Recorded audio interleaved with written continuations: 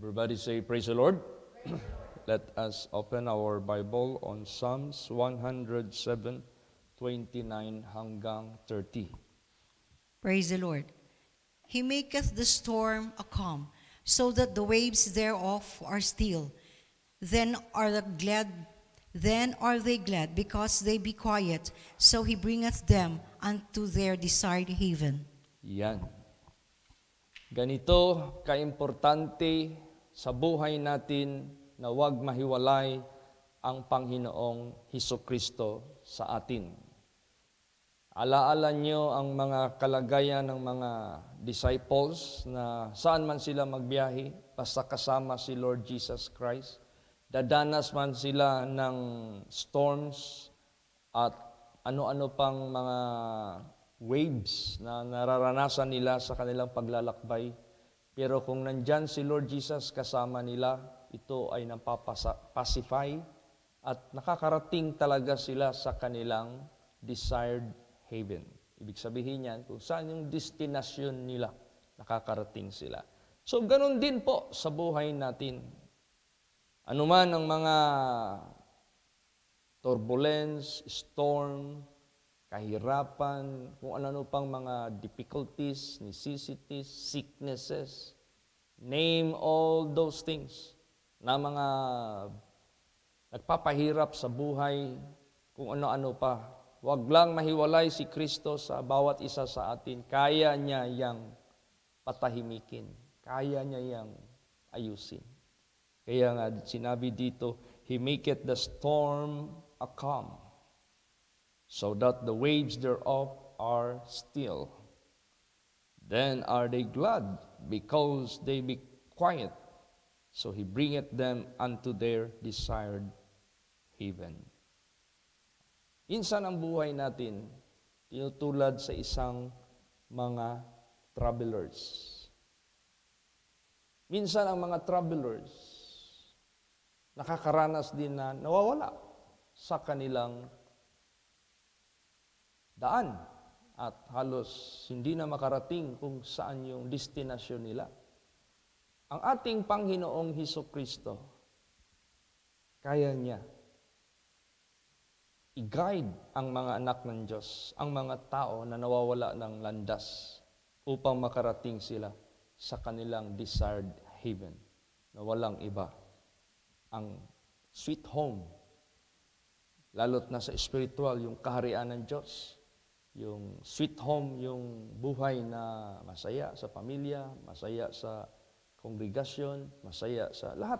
Kung saan ka man nararoon sa sanglibutang ito, kung saan ka panatag. Kaya, as a travelers sa sanglibutang ito, huwag lang mawala si Kristo sa buhay natin. Makakarating tayo. Sino dito ang naranas ng nawala?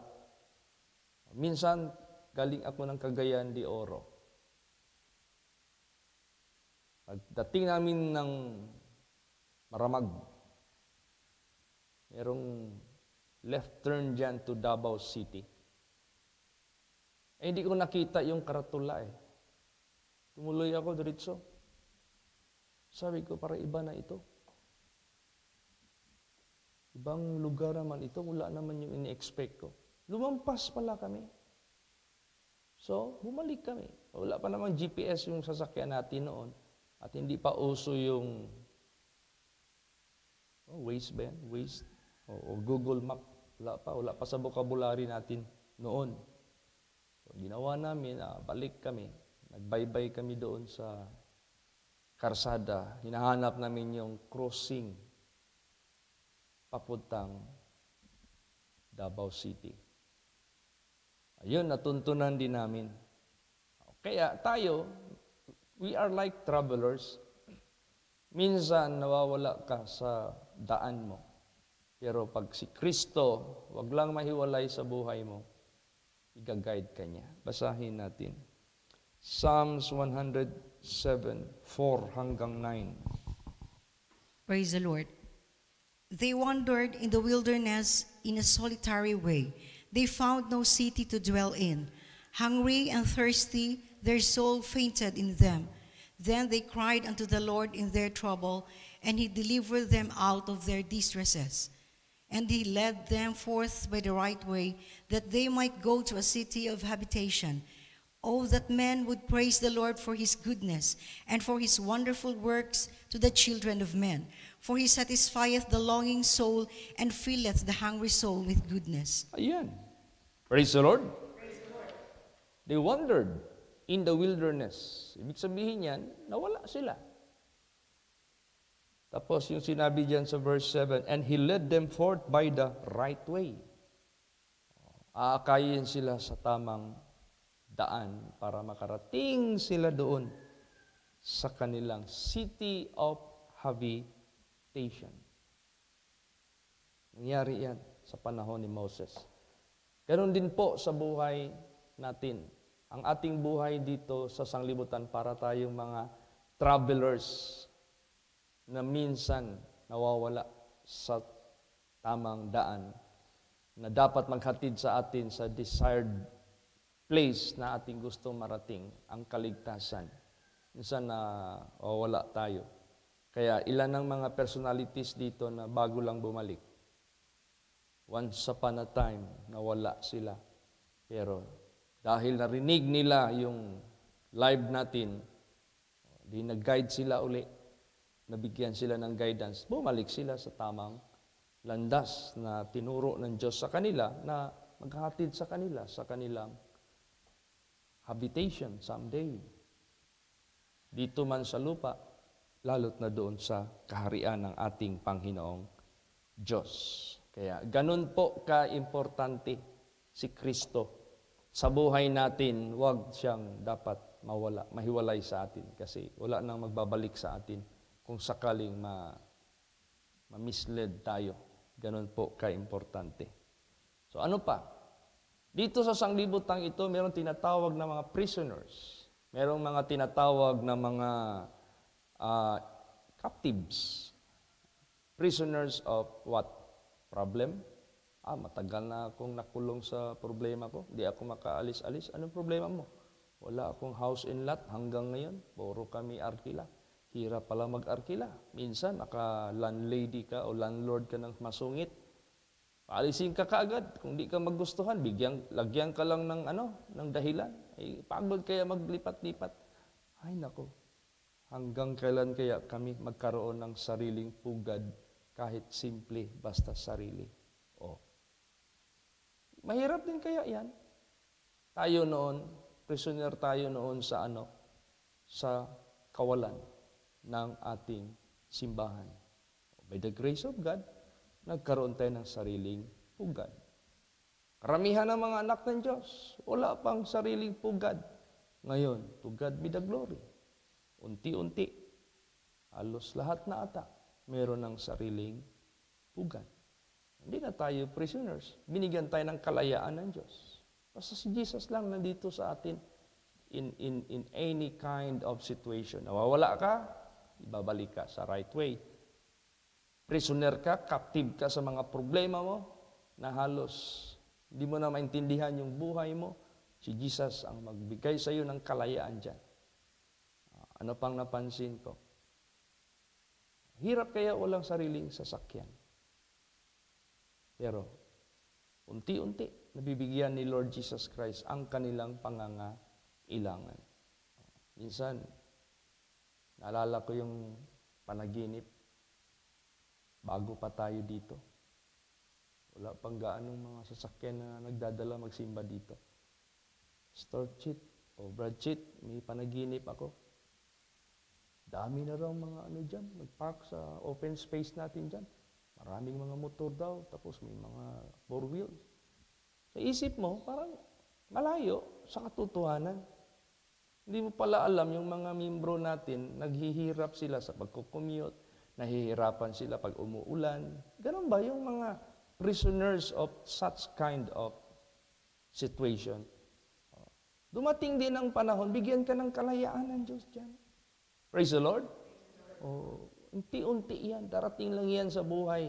Ang oportunidad, hindi mo lang yan masukat, akalain. Ano pa? Dati prisoner tayo dito sa kahirapan ng tubig. Ang hirap kaya ng tubig. Grabe. Ngayon, halos ang mga houses ng mga anak ng Diyos dyan, may kanya-kanya ng sariling connection. Marami tayong mga maalaala na we are prisoners and captives of so many kind of what? Problems. Pero ang Diyos nagbigay sa atin ng mga kalayaan. Hindi kaya basta-basta. Para ka ring, para ka ring nakaupo sa darkness, kumbaga pa. Praise the Lord. Basahin natin yan. Psalms 107, 10 hanggang 16. Praise the Lord.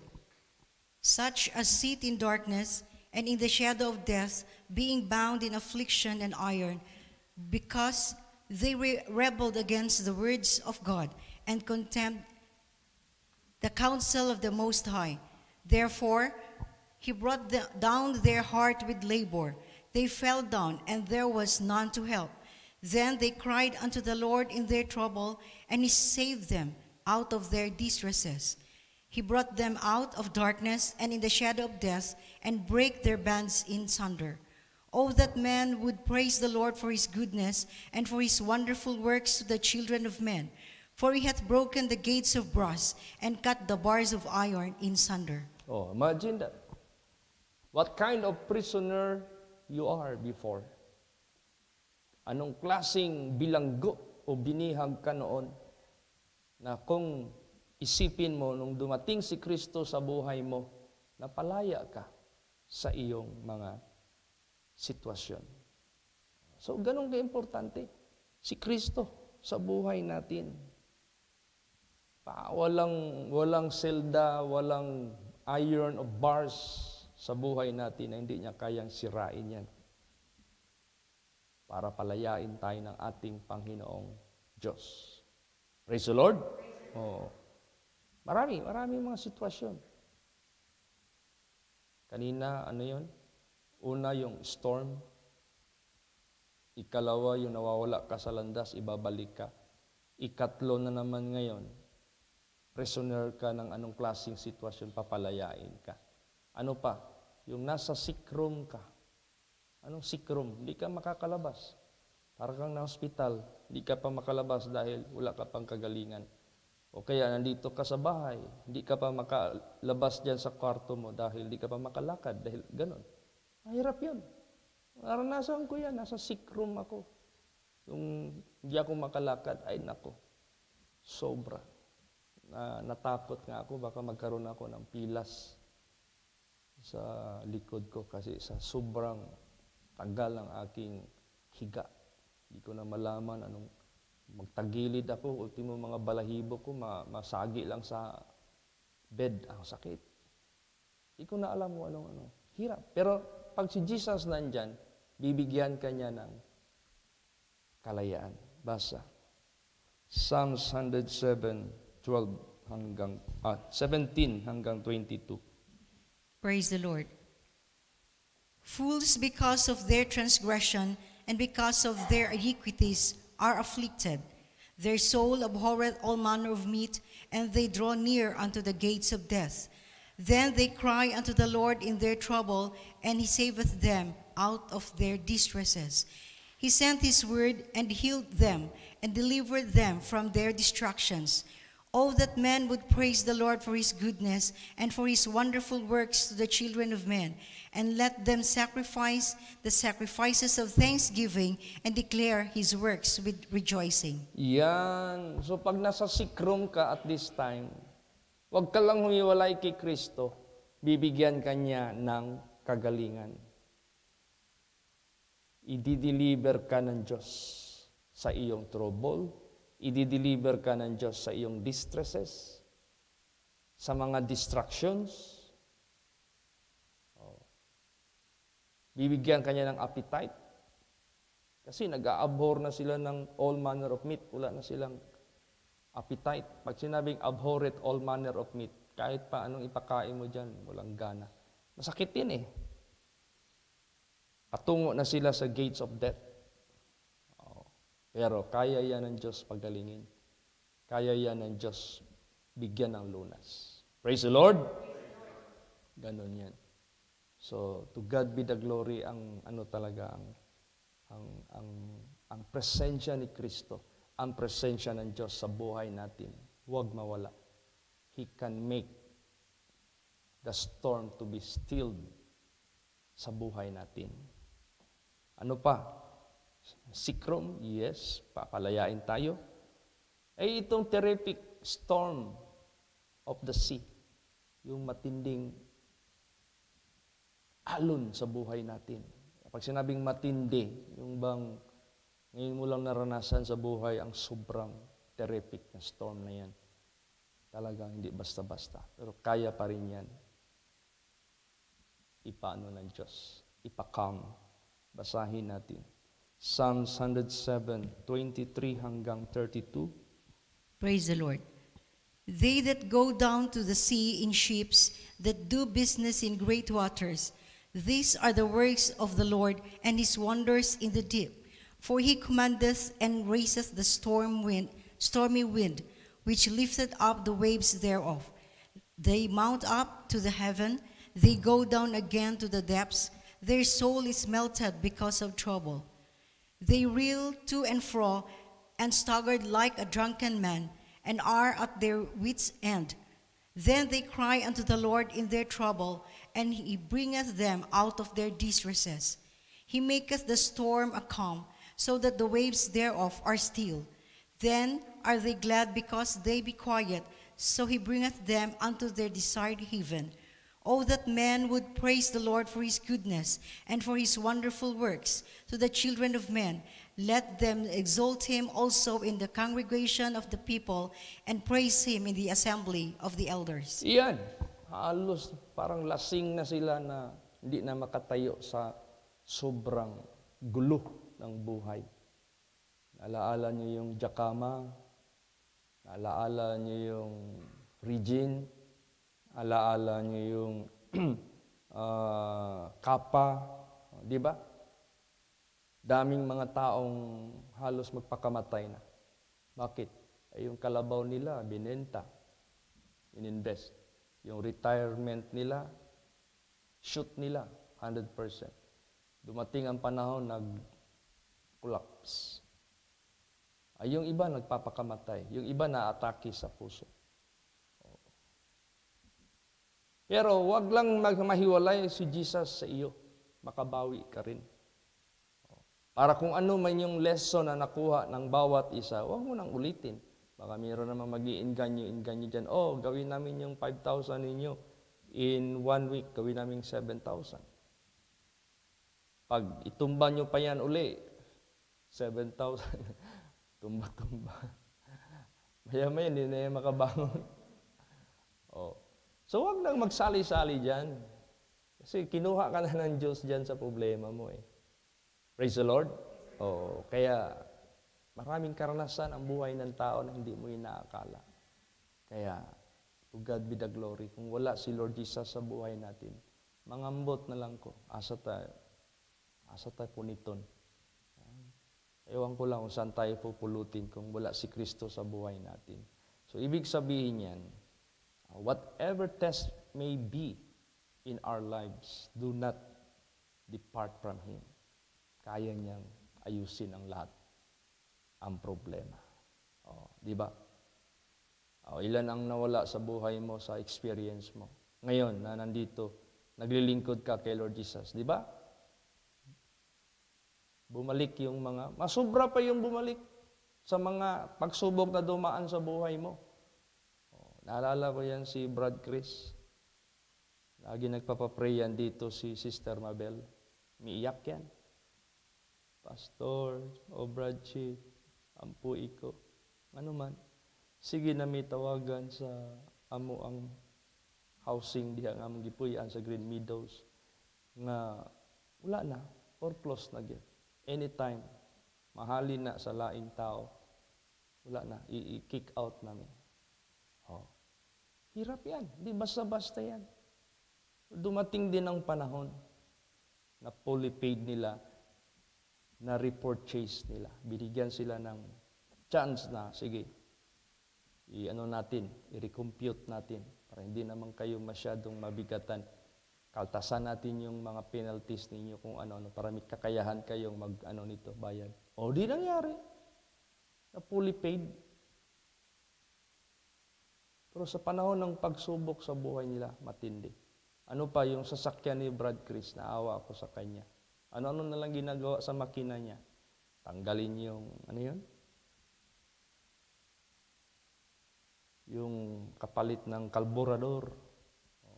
So, nag-experiment kami ni Brad Chris kung ano-ano lang nilalagay namin. Ganun pa rin. Minsan, taka ako, wala man si Brad Chris. Mag-text na lang, Pastor Chit, nandito kami sa may simenteryo sa paakyat. Namatay yung makina, hindi na umandar. Naku, grabe. Minsan, madaanan ko yan dyan sa highway. Nakahinto na yung sasakyan.